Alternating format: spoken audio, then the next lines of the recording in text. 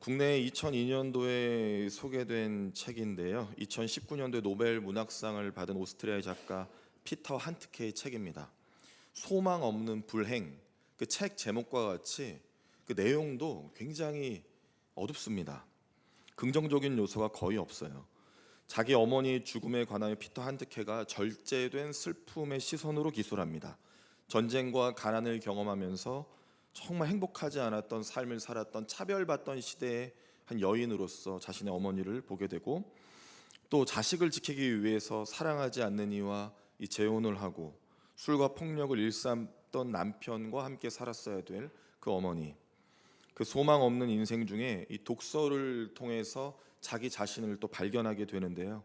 이미 약에 취해 있고 중독되어 있는 상태라 더 이상 스스로 뭔가를 할 수 없어서 목숨을 끊게 됩니다. 작가는 이 책에서 주체성을 잃은 한 인간의 고통, 그 깊은 고독의 과정을 다루고 있어요. 아마도 저 깊이 있는 인간의 본연의 괴로움과 그 실체를 소개하고 싶었던 것 같습니다.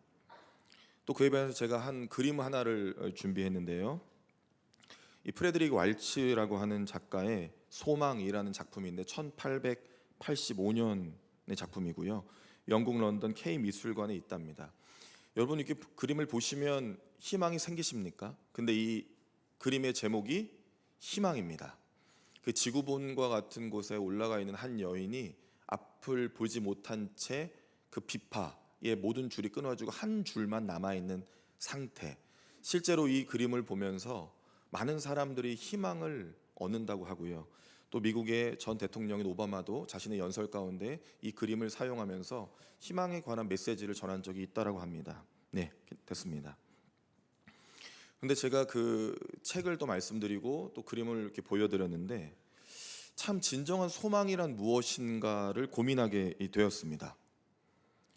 우리가 불행이라는 것을 이야기하기는 참 쉬운데 진정한 소망을 얘기하기는 참 어렵습니다. 물론 이제 그림에 대해서 제가 잘 모르기 때문에 깊이 있게는 제가 해석은 못 해드리지만, 아무것도 보이지 않고 기댈 곳이 없고 소리 날 수 있는 악기가 없더라도 한 줄 비파라도 치면서 뭔가를 바라보고 있는 듯한 느낌은 드는데, 과연 그것이 우리의 그 본질의 진정한 소망을 이야기할 수 있는 것인가 라는 의문은 더 커졌습니다. 저는 그래도 살아볼 만하지 않은가라고 하는 이야기가 지금 많거든요. 특히 청년들이 어떻게 살아갑니까? 라고 하는 질문에 우리 어른들은 그래도 살아볼 만하지 않나. 그런데 여러분, 믿는 자녀는, 그리스도인은 이렇게 말해야 되지 않을까 싶습니다. 그래서 살아야 되는 거다. 그래도 살아볼 만한 것이 아니라 그래서, 그렇기 때문에 살아야 하는 거다 라고 하는 분명한 자기 확신과 소망이 있어야 될 것 같은데요. 여러분, 오늘 진정한 소망이라고 하는 주제인데 여기에는 임마누엘이 숨겨져 있습니다. 여러분, 임마누엘이라는 것은 우리 예수 그리스도의 이름이죠. 그리고 성경 전체를 관통하고 있는 거룩한 하나님의 사랑이 담겨 있는 뜻입니다. 그런데 이 임마누엘에는요, 우리와 아주 상관이 있는 의미들이 있어요. 여러분, 임마누엘은 하나님의 부르심과 또 우리의 응답이 필요합니다. 부르심과 응답이 있는 이름이다. 이것을 기억하시고 말씀을 들으시면 도움이 될 것 같습니다. 보통은 오늘 본문 이사야 7장, 특별히 14절이 있는 본문은 성탄 때 목사님들이 많이 합니다. 마태복음 1장과 함께 이 임마누엘, 보라 처녀가 잉타하여 아들 낳을 것이, 이 구절 같이 인용하면서 하는데, 오늘 우리가 몇 번째 이사야 본문인지 기억하세요? 세 번째입니다. 이 첫 번째는 6장의 소명장으로서 거룩하신 하나님의 영광과 임재 가운데 이 이사야가 가서 거룩하다 거룩하다 거룩하다 외치는, 찬양하는 이 천사들의 찬양을 듣고 자기 자신의 죄를 회개하고 또한 숯불이 입에 대어지면서 하나님이 죄를 사하여 주셔서 거듭나는 선지자였고요.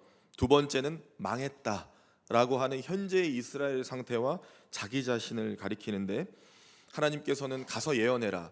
들어도 깨닫지 못하고 보아도 알지 못하는 세대에 예언해라.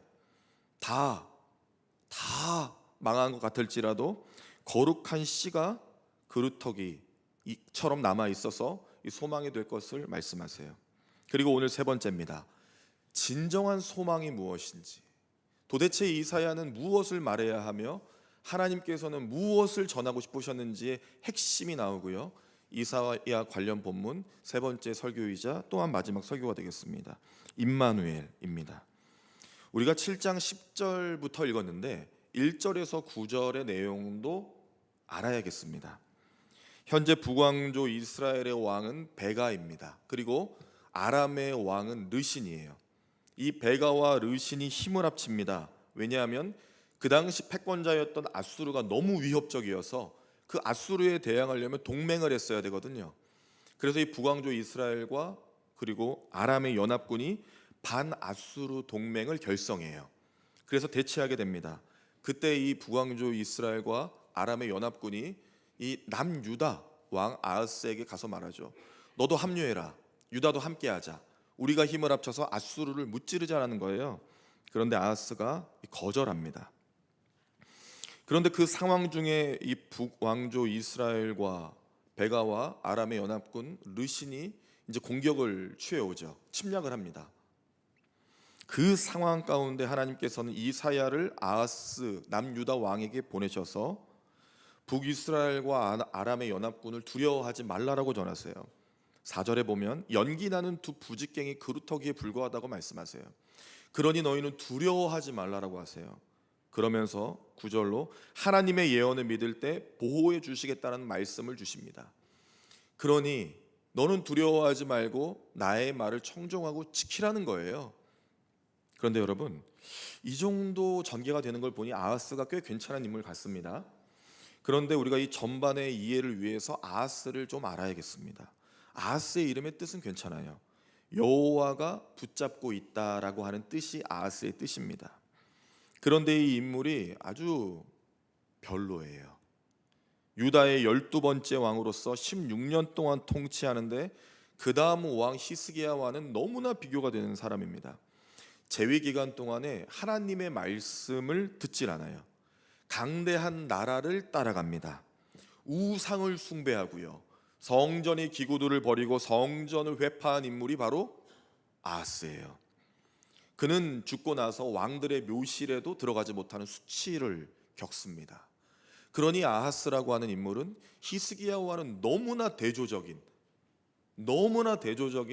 불신앙의 대표주자예요. 그렇게 악한 왕입니다. 완악함이 가득해요. 그런데도 왜 하나님께서는 지금 그런 완악한 인물 아하스에게 지금 거듭나 성령 충만한 이사야를 보내셔서 기회를 주고 계신 걸까요? 지금의 상황을 가만히 보셔요. 자신의 입술은 부정해서 하나님의 예언의 말씀을 전할 수 없습니다 라고 했던 선지자 이사야가 하나님의 은혜로 거듭나고 죄 용서받고 선지자의 사명을 얻고 나아가서 전하고 있고요. 또 한쪽에 그 이야기를 듣고 있는 아하스는 너무나 완악한, 너무나 죄악 가득한 인물입니다. 그렇게 두 사람이 대화를 하고 있는 것이죠. 우리가 주목할 것은 하나님의 일하심이에요. 그럼에도 불구하고 하나님은 기회를 주셨다는 거예요. 그러나 아하스는 역시 듣질 않습니다. 여러분, 인간은 모두가 죄인이죠. 저도 죄인입니다. 로마서 3장 23절에 보면 모든 사람이 죄를 범하였음에 하나님의 영광에 이르지 못하더니 라고 나와 있어요. 모든 사람이요. 그 누구도 이 죄의 문제를 벗어날 수가 없어요. 인간은 죄 때문에 하나님께 나아갈 수가 없고요. 하나님의 전적인 은혜와 자비하심이 있기 때문에 오늘 우리가 주의 전에 나와 예배드릴 수 있는 것이죠. 전적인 하나님의 은혜입니다. 우리의 노력과 힘이 하나도 들어가지 않았어요. 임마누엘의 하나님은 그런 분이셔요. 임마누엘이라는 말은 구약에서는 이사야에만 나옵니다. 7장과 8장 그리고 마태복음 1장에 나오죠. 여러분, 이것도 얼마나 놀라운 일인지 아셔요? 이사야가 자기의 입술로는 도저히 하나님의 말씀을 전할 수 없다라고 나는 부정한 입술의 사람이라고 고백했던 사람인데 하나님께서 고치시고 새롭게 하여 주셔서 메시아의 탄생, 그리스도의 이 땅에 오심을 예언한 그 선지자, 그 역할을 감당하고 있잖아요. 참 놀라운 장면입니다. 임마누엘의 뜻은 하나님이 우리와 함께 하신다라고 하는 뜻이에요. 여러분, 이것도 정말 놀라운 겁니다. 우리가 어느 때부터인가 이 사실에 관하여 너무 자연스럽게 반응하는데 이게 정말 놀라운 일이거든요. 하나님이 죄인인 인간과 함께 하십니다. 여러분, 이것이 얼마나 놀라운 일입니까? 그런데 여기서 자연스럽게 생기는 질문이 하나 있어요. 하나님이 우리와 함께 하십니다. 그렇죠? 그럼 우리는 누구냐는 거예요. 너무 자연스럽게 나라는 거죠. 그런데 한번 생각해 보시죠. 하나님이 우리와 함께 하실 때 그 우리는 누구일까라는 것을 한번 나를 가리킨다면 너는 누구인가? 라는 질문을 받을 수 있을 것 같아요. 오늘 이 본문의 말씀을 통해서 아하스 그리고 우리에게도 질문하시는 것만 같습니다. 너는 누구를 의지하는가예요. 너는 누구를 의지하는가? 너는 누구와 함께 하겠는가라는 거예요. 바로 그것입니다. 너는 부르심에 응답을 할 수 있겠는가라는 거예요. 임마누엘, 하나님이 우리와 함께 하신다고 선언하셨는데 과연 이 부르심에 응답을 할 수 있겠는가? 함께 할 수 있겠는가라는 거죠. 과연 나는 그 우리에 들어갈 수 있는 사람인가? 많이 고민하게 됐습니다. 시편 146편 3절에서 5절 말씀이거든요. 귀인들을 의지하지 말며 도울 힘이 없는 인생도 의지하지 말지니 그의 호흡이 끊어지면 흙으로 돌아가서 그날에 그의 생각이 소멸하리로다. 야곱의 하나님을 자기의 도움으로 삼으며 여호와 자기 하나님에게 자기의 소망을 두는 자는 복이 있도다. 아멘입니다. 하나님께 복이 있어. 하나님께 자기의 소망을 두는 자는 복이 있고 자기 인생에 의지하지 말라라고 분명히 나와 있습니다. 그러니 임마누엘 하나님께서 요청하시는 물음, 너는 나와 함께 할 수 있겠는가라고 하는 이 질문의 답이 바로 그것이죠. 인생을 의지하지 않고 하나님께 소망을 두는 사람, 나는 그런 사람인가? 너무나 고민하게 돼요. 여러분, 이사야는 오늘 아하스에게 하나님께 한 징조를 구하라고 합니다. 하나님 지금 기회를 주셨거든요. 그러니까 하나님께 하나의 징조, 히브리 말로 오트라고 합니다. 이것은 하나님의 뜻과 계시를 알 수 있는 거예요. 그러니 징조를 구하기만 하면 돼요. 그런 하나님께서 이 뜻과 계획을 알려주시고 살아날 수 있도록 은혜를 주시겠다고 합니다. 엄청난 기회죠. 민족을 구원할 수 있는 엄청난 기회예요. 그런데 아하스는 그렇지 않아요. 여러분, 레위기 33장 3절에 너무 유명한 말씀이 있죠. 너는 내게 부르짖으라. 내가 내게 응답하겠고 내가 알지 못하는 크고 은밀한 일을 내게 보이리라. 하나님은 그런 분이셔요. 부르짖기만 하면 주시겠다고 하는 분이세요. 그것이 하나님의 사랑의 표현 방식입니다. 하나님은 우리와 함께하고 싶어 하세요. 계시록 3장 20절입니다.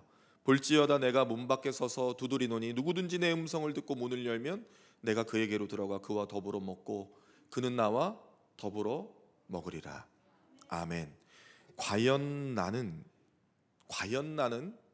하나님의 부르심을 들을 수 있는 영성이 있고 과연 나는 하나님이 부르셨을 때 응답할 수 있는 믿음이 있는지를 고민하는 것이 너무나 중요합니다. 신앙이 때로는요 너무 자연스러워서는 안 돼요.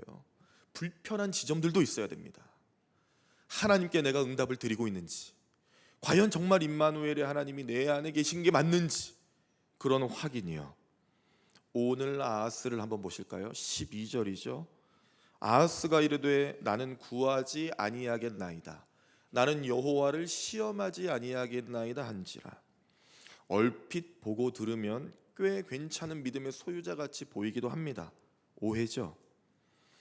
하나님께서 이사야를 통해 지금 무엇을 구하라고 명령하셨습니까? 아하스에게 한 징조를 구하라 하셨어요. 안 하겠다는 거예요. 이미 나는 생각이 있는 거예요. 내 생각과 결정이 있습니다. 안 할 거예요. 그러니 거역한 거예요. 이거 지금 안 하겠다는 거예요. 그게 너무 아름답게 표현되어 있지만 그렇지 않습니다. 단호한 거절이에요. 아주 단호한 거절.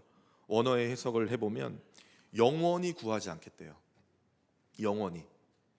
하나님 그렇게 말씀하셔도, 이사야 당신이 그렇게 말해도 영원히 구하지 않겠대요. 하나님 말씀 듣지 않겠답니다. 듣기는 들어도 깨닫지 못할 것이요 보기는 보아도 알지 못하리라. 그 말씀이 지금 성취되고 있죠. 듣기는 들어도 깨닫지 못하고 보기는 보아도 알지 못한다. 하나님의 말씀이 선지자를 통해 직접 예언이 되었는데도 불구하고 듣지 않아요. 보지 않아요. 자기 생각 결정이 이미 다 있어요. 이사야의 예언과 만류에도 불구하고 하나님의 거룩한 말씀이 선포되었음에도 불구하고 유다 왕 아하스는 결국 아수르의 편에 섭니다. 아수르를 의지해요. 디글랏빌렛의 3세에게 도움을 요청합니다. 열왕기하 16장과 역대하 28장에 이 기록이 있어요. 아수르 강대국을 의지해요. 하나님보다 더 커 보였던 거죠. 결국 하나님을 신뢰하지 않고 세상의 힘을 의지하는 존재가 아하스예요. 여기까지 들으면 참 한심해 보이고 믿음 없어 보이고 나와는 달라 보입니다. 여러분 정말 그렇습니까? 아하스의 그 선택으로 말미암아 이 민족 전체가 끔찍한 일들을 앞으로 당하게 됩니다. 과연 우리는 어떻습니까? 나는 정말 아하스와는 다른 존재로서 들을 수 있고 볼 수 있고 주님께 징조를 구할 수 있으며 하나님의 은혜와 성령의 충만함이 있는 그러한 존재인지, 나는 그 우리와 함께 하신다라고 하는 그 우리 안에 들어가는 존재가 맞는지를 하나님께 물어야 되고 우리 스스로 확인해야 된다는 것이죠. 여러분, 아하스 왕 다음이 누구라고 말씀드렸습니까? 히스기야예요. 그런데 여러분, 히스기야도 죄가 있는 사람입니다. 그러나 그는 그럼에도 불구하고 하나님을 경외하고 두려워하고 기도하는 믿음의 사람이었어요. 이사야 38장 5절의 말씀입니다. 너는 가서 히스기야에게 이르기를 내 조상 다윗의 하나님 여호와께서 이같이 말씀하시기를 내가 내 기도를 들었고 내 눈물을 보았노라. 내가 내 수완에 15년을 더하고. 아멘. 여러분 오늘 보십시오. 기도와 눈물을 보셨대요. 히스기야에 기도와 눈물, 전심과 진심을 보신 거예요. 임마누엘의 하나님은 우리와 함께 하시기 위하여 많은 것을 요청하지 않으세요. 진심이요, 정말이요, 중심이요. 너 뭐 보고 있냐는 거예요. 어디를 향해 있냐는 거예요. 정말 하나님만 의지하냐는 거예요. 신뢰와 믿음, 그 관계로 나아갈 수 있는 이 안에 있는 중심이요. 네 속에 뭐가 있는지를 묻고 계신 거예요. 우리와 함께 계셔야 되는데 그 존재에 뭐가 있냐는 거예요. 도대체 아하스에게 주었던 마지막 기회였습니다. 이 마지막 영적 호흡의 기회예요. 이 땅에서 잘 살고 강대국 의지에서 지금 생명을 연장하는 정도가 아니라 하나님의 능력과 권세로서 히스기야처럼 영적 호흡으로 연장할 수 있는 거예요. 그것이 영원할 것이라고 예언하신 게 임마누엘입니다. 정말 놀라운 하나님의 예언이에요. 이사야 2장 22절이죠. 너희는 인생을 의지하지 말라. 그의 호흡은 코에 있나니 새말가치가 어디 있느냐 말씀하셨습니다. 여러분, 하나님께서 중요하게 생각하시는 것이 있어요. 하나님이 우리와 함께 호흡하기를 원하십니다. 그것이 믿음으로 하나님께 엎드리는 것이고요, 기도하는 것이고요, 가끔 제가 권면해 드리지만 눈물이에요. 눈물은 참 중요한 겁니다. 하나님을 사랑하고 하나님을 경배하고 때로는 하나님을 두려워하며 내 인생의 주권자가 하나님이신 것을 믿으면 눈물 나요. 어쩔 수 없어요. 충만함, 성령이 임하시면 주신 선물이죠. 그래서 오늘 우리 장로님 기도하실 때 그러시지 않았을까 저는 생각합니다. 여러분, 중요한 것은요, 듣지 않고 보지 않아도, 지금 아하스를 보세요. 이스라엘에 대표되는 이 패역한 세대의 수장인 아하스를 보세요. 듣지 않습니다. 보지 않아요. 느끼지도 못하고 깨닫지도 못하고 알지도 못해요. 그러나 중요한 것은 하나님은 하나님의 말씀을 이루신다는 거예요. 그게 임마누엘인 거예요. 오시겠다는 거예요. 작정하셨어요. 선지자 이사야는 사명을 계속 전하지요. 불신앙의 아하스가 듣지 않고 보지 않아도 계속 전합니다. 13절에 보니까 다윗의 집 이렇게 말하고 있어요. 다윗의 집으로 부르고 있습니다. 다윗은 위대한 사람이죠. 중심이 있는 사람이죠. 그래서 좋은 의미여야 하는데 여기선 그렇지 않아요. 다윗 이후의 여러 왕들의 존재는 그렇지가 않습니다.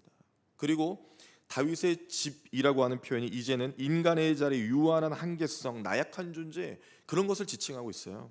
그러니 이것이 얼마나 가슴 아픈 일입니까?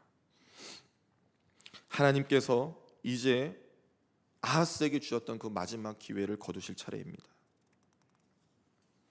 그러면서 여러분, 우리가 아까 읽었던 11절에 보면 아하스에게 하나님을 소개하면서 이사야가 내 하나님, 너의 하나님 이렇게 말하고 있잖아요. 내 하나님께 한 징조, 내 하나님 여호와께 한 징조를 구하되 이렇게 표현되어 있습니다. 그런데 이제 그 표현 사라집니다. 여러분, 이제는 선지자가 뭐라고 합니까? 13절 뒤에 보면 나의 하나님을 괴롭히려 하느냐라고 하고 바꿨어요. 처음에 아하스에게 하나님의 예언의 말씀을 줄 때에는 너의 하나님이기도 했습니다. 그렇지 않아요. 이제는 나의 하나님인 거예요. 너는 다윗의 집인 거예요. 기회를 잃었습니다. 14절 말씀이 중요하겠죠. 우리 함께 읽겠습니다. 14절 시작. 그러므로 주께서 친히 징조를 너희에게 주실 것이라. 보라, 처녀가 잉태하여 아들을 낳을 것이요 그의 이름을 임마누엘이라 하리라. 아멘. 여러분, 이 패역한 세대 결코 하나님의 말씀 듣지 않고 보지 않고 보여주실 땅에 대한 기대감도 전혀 없는 이스라엘, 그리고 아하스, 이 정말 악한 완악함이 가득한 존재. 그럼에도 불구하고 하나님께서는 거룩한 씨로 그루터기처럼 남겨주실 것을 선지자에게 약속하셨고 예언하셨어요. 그리고 그 거룩한 씨가 무엇인지 이제 구체적으로 표현되었습니다. 거룩한 씨는 임마누엘입니다. 하나님께서 작정하시고 선포하셨어요. 진정한 소망을 선포하셨습니다. 예수 그리스도로 오실 것을 말씀하셨어요. 너무나 놀라운 은혜죠. 부정한 입술의 예언자가 이제는 부정하지 않고요, 거듭나서 하나님이 인간의 몸을 입으시고 올 것을 예언합니다. 진정한 소망, 이것이 진정한 복음이죠. 하나님께서 작정하시고 말씀하신 거예요. 너무나 완악하고 죄악 가득해서 하나님 말씀 듣지 않고 보지 않아도 하나님께서는 감당할 수 없는 은혜를 그냥 덮어버리시는 거예요. 인간은 도저히 하나님의 은혜를 몰라요. 절대 하는 것처럼 얘기해서는 안 돼요. 알 수가 없어요. 알 수가 없어요. 도저히 알 수가 없어요. 그런데 하나님께서는 끊임없이 말씀하세요. 임마누엘이라고. 내가 너와 함께 하겠다. 와, 이거 어떻게 하죠? 그 은혜가 우리에게 있는데요. 내가 너와 함께 하겠다는 거예요. 내가 너와 함께 하겠다. 마태복음 1장 21절에 23절로 예수님께서 말씀하십니다. 성경은 이렇게 말하고 있어요. 아들을 낳으리니 이름을 예수라 하라. 이는 그가 자기 백성을 그들의 죄에서 구원할 자이심이라 하니라. 이 모든 일이 된 것은 주께서 선지자로 하신 말씀을 이루려 하심이니 이르시되. 23절 한번 화면으로 같이 읽겠습니다. 시작. 보라, 처녀가 잉태하여 아들을 낳을 것이요 그의 이름을 임마누엘이라 하리라 하셨으니 이를 번역한즉 하나님이 우리와 함께 계시다 함이라. 아멘. 아멘입니다. 하나님의 작정하심, 그리고 예수 그리스도의 탄생에 대한 예언, 하나님이 이 땅에 오셔서 인간의 몸으로 오셔서 십자가를 지시고 죽으시지 않으면 도저히 해결할 수 없는 이 죄의 문제를, 근원적인 죄의 문제를 해결해 주시기로 하셨습니다. 여러분, 아하스로 대변되는 오늘의 세상을 한번 보세요. 듣지 않습니다. 보지 않아요. 그 내면에 깊숙하게 있는 이 죄의 문제 때문에 그렇습니다. 이게 해결이 안 되거든요. 뱀이 아담과 하와를 꼬셔서 선악을 알게 하는 과실을 따먹게 할 때 하나님의 말씀이 기억나지 않게 합니다. 보이지 않게 했어요. 자기의 유익만을 구하게 합니다. 아하스 같아요. 하나님의 현존과 말씀의 부재는 엄청난 죄를 몰아옵니다. 그래서 하나님은 이제 인간의 몸을 입으시고 진정한 소망 임마누엘로 이 땅에 오신다 약속하셨어요. 그런데 여러분, 그 예언을 왜 지금 700년이나 뒤에 완성될 그 예언에 관하여 지금 아하스, 지금 급한 거 그거 아닌데, 그렇죠? 그런데 이걸 얘기하실까요? 지금 아하스는 아수르와의 관계, 북이스라엘과 아람 연합의 침략, 이러한 유다의 정세, 이런 상황인데 왜 이런 긴 시간이나 뒤어서 그리스도가 오실 것을 예언하셨을까요? 진정한 소망으로서 지금도 함께 하고 계심을 말씀하시는 거예요. 신학자들은 이 주제를 가지고 많이 다툽니다. 여러 의견들이 있어요. 그러나 여러분, 너무 복잡하지 않게 우리가 생각하면 좋겠어요. 하나님은 아하스 시대에도 사람들이 저주받아 죽는 걸 원치 않으셨어요. 그래서 끝까지 기회를 주십니다. 끝까지. 내가 너와 함께 할 것인데 말씀을 듣고 저 두 부직갱이와 같은 그런 그룹들을 두려워하지 말라. 너가 경외하고 두려워해야 될 것은 나다. 그러니까 한 번 더 기회를 줄게. 하나님 그런 분이세요. 오래 참으시는 분이세요. 제가 금요일 저녁에 한 권사님의 요청으로 가정에 가서 복음을 전하게 됩니다. 지난주 이틀 전이었죠. 급하게 연락이 왔어요. 어머니께서 많이 위독하신 상황이었습니다. 소리는 내실 수 있을지, 의식은 있는지. 그래서 급하게 우리 박홍규 장로님과 출발을 했어요. 그래서 복음을 전했습니다. 거의 의식이 없을 정도였지만 그 의식의 끈을 붙잡고 계셨고 아주 작게 읊조릴 수 있는 힘이 있으셨던 것 같아요. 죄인이라 말씀드렸어요. 얼마나 잔인해요. 성도님 죄인이고 저도 죄인이라고. 그런데 하나님이 너무 사랑하셔서 마지막 기회 주신 거라고. 예수님이 죽으시고 부활하셨다고. 그거 믿으면 하나님 나라에 가실 수 있는데 믿으실 수 있겠냐고. 제 마음에 얼마나 네라고 하기를 간절히 바랬겠어요. 네, 그러시더라고요. 너무너무 감사했어요. 그런데 그 권사님이 이렇게 권면하는 거예요. 엄마, 교회에선 아멘이라고 하니까 아멘 해보라고. 아멘 이러시더라고요. 그래서 감사의 기도를 올리고 세례를 베풀었습니다. 그리고 그분이 드릴 수 있는 첫 예배를 집례했어요. 축도까지 하게 되었죠. 그리고 제가 하나님의 은혜에 감격도 있었지만 한 가지 깨달은 게 있었어요. 그분이 그렇게 완강하게 예수를 부인했대요. 그런데 이제 아무 힘이 없는 거예요. 부인할 힘조차 없어요. 인생의 끝자락에 계시잖아요. 그런데 복음이 들려왔고 그것을 붙잡으셨어요. 하나님의 부르심에 아주 작은 힘이지만 아멘으로 응답을 하셨어요. 그래서 하나님께서 구원을 베푸셨죠. 하나님은 그 시간을 기다리셨나 봐요. 끝까지 힘 다 빠질 때까지. 하나님은 때론 그러신 것 같아요. 하나님의 본심이 이겁니다. 이사야 41장 10절. 두려워하지 말라. 내가 너와 함께 함이라. 놀라지 말라. 나는 내 하나님이 됨이라. 내가 너를 굳세게 하리라. 참으로 너를 도와주리라. 그리고 참으로 나의 의로운 오른손으로 너를 붙들리라. 아멘이죠. 진짜 이건 아멘 해야 되는 거예요. 두려워하지 말래요. 내가 너와 함께 한다 하셨어요. 임마누엘의 하나님, 너무 놀랍잖아요.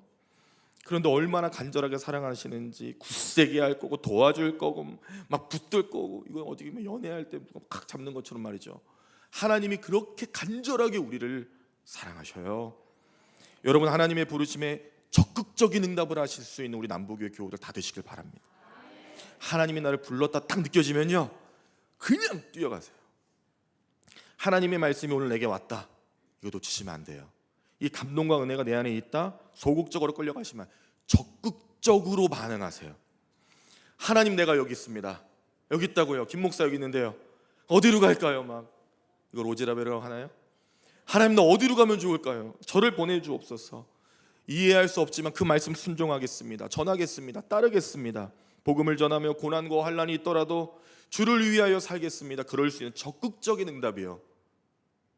말씀도 열심히 보고 찬양도 열심히 하고 온 마음과 정성을 다하여 하나님께 예배드리고 기도하고 눈물로 주님 앞에 엎드리겠습니다.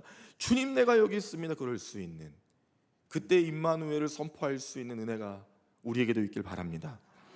주님과 같이 이 나의 작은 십자가를 지고 따르겠습니다. 어디든요. 여러분, 정말 사랑하는 아내, 남편, 자녀, 우리 가족, 그가 어디로 가든지 지켜주실 거잖아요. 여러분, 존경받는 유명한 설교자였던 찰스 스펄전 목사님이 이렇게 말했는데 굉장히 공감이 됐습니다. 주님과 동행하기를 원한다고 말만 하지 마십시오. 그분이 행하시는 일을 같이 행하고 따라야 합니다 라고요. 그러니 신앙의 삶을 살아가는 우리는 부르심의 응답을 적극적으로 해야 되는 거예요. 나의 십자가, 내 십자가를 지고 주님을 따르는 그 제자의 삶이 요청되는 거죠. 그때 하나님과 우리의 관계는 너무나 친밀해져요. 주신대요. 여러분, 마치 다 잃은 것 같아도 구원과 살 소망의 유일한 길인 임마누엘 우리 주님을 신뢰하시고, 주님이 나와 함께 하신다면 내가 세상에 그 무엇을 얻지 못한다 할지라도 이미 가장 존귀한 임마누엘 하나님 나와 동행하시기 때문에 아무것도 없어도 되죠. 까짓 거. 근데 제가 이것 때문에 고민 많이 했어요. 그럼 김영진 목사, 너는 다 포기할 수 있어? 이 질문 한 주 동안 기도 가운데 너무 많이 받았어. 잘 안 되더라고요. 아멘, 여기 있습니다 주님, 내가 다 포기할 수 있어, 갈게요 이래야 되는데 그게 좀 잘 안 되더라고요. 야, 얼마나 제가 두렵고 떨리던지. 진정한 소망이신 주님만 잡고 나아갈 수 있는 저와 여러분 되시기를 바랍니다. 기도하겠습니다.